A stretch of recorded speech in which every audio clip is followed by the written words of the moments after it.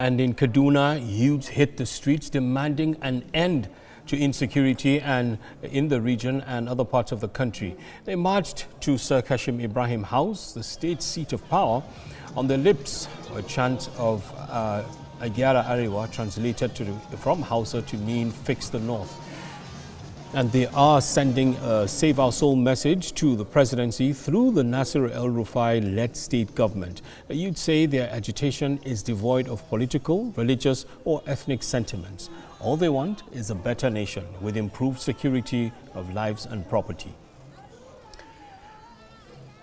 In Abuja, the access roads into many parts of the city are under siege. Protesters have blocked the roads at the Kubwa area of the federal capital. This has caused a traffic trailback of more than 20 kilometers. The protesters, they resisted several attempts by thugs to disperse them.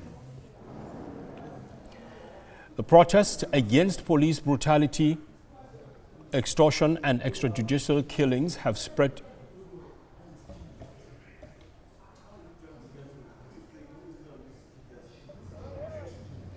The protest against police brutality, extortion and extrajudicial killings have spread to London, Coventry, Edinburgh and Nottingham. Joining me now to discuss this is the Nigerian in diaspora, Femi Onyeka.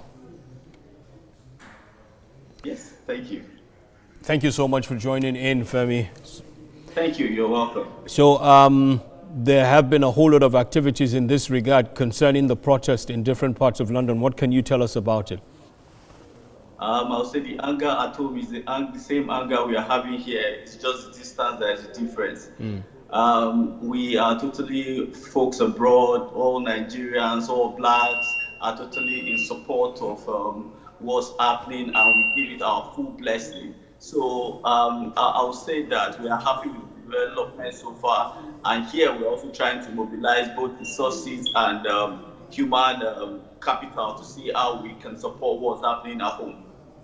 Is there a face to the protest going on there? Because here it's well organized but faceless. But how is it there? Is there a representative, somebody people can reach or talk with or talk to? Well, I'll say that most of the time when you say Nigerians abroad, most of our people that are living here are all intellectuals, and these are people that no matter who you call or who you're speaking to, like myself, they can give you a detailed breakdown of how much we are feeling the pulse of what's happening at home. And the fact that for the first time in the history, youth are coming, there is a broad consensus, people are tired, and we all know that at this point we have nothing to lose but change. And we understand that the protest possibly may at least been a little bit expensive, it's taking some lives in Osogbo, but people know that the bloods of the seed of liberty is watered by the bloods of patriots and tyrants. So there is no price too huge for us to pay at this moment to just get this elite to understand that things can no longer continue the way they're doing it. We need Nigeria. Let me tell you something. Millions, thousands of Nigerians who try to go abroad through the Mediterranean get drowned. Mostly Nigerians, only to look for jobs.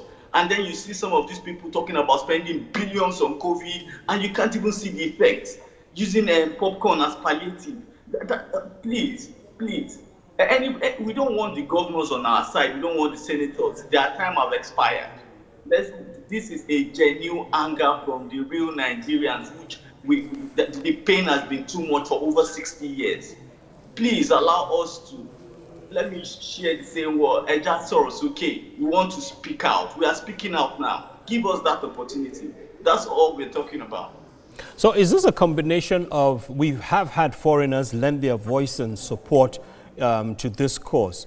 Amongst the demonstrators there, do we have foreigners as well, as in not Nigerians who are also supporting by way of being there physically? Would you know that? I'll say that we have support from across the globe. We have non-Nigerians, we have Africans, we have Caribbeans, blacks. There is a united group called Black Lives Matters. Now they are also in support of what we are doing in Nigeria. And people are saying this police brutality, which is just the tip of the iceberg. The bigger problem is unemployment, bad governance. White, no color. There's no color that is not supporting the call for Africa. You saw the one in Libya, you saw the one in Cote d'Ivoire, you saw the one in Burkina Faso, you saw the one in Gambia. Now it's Nigeria time. There's no sacred cow. We're going to push this all out. We're going to push it all out. And the leaders at this point, they must listen. They must listen to Nigerians. That the game is over. The game is over. There's no longer. We don't even need. I saw the United Nations Secretary General the other day saying that the whole world is paying attention to Nigeria. We need to bring attention to these people who have been very reckless in terms of governance. Would the demonstrations there be taken to the Nigeria House in London? That's the embassy. Yeah, a few days ago there were people at the Nigeria House saying in London saying no to end SARS, end to SARS. But beyond that, it's going to continue across London, across England, in Germany, in Canada.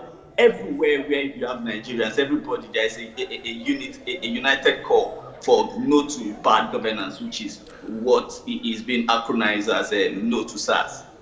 Femi Oyeka, thanks so much for your thoughts in this direction.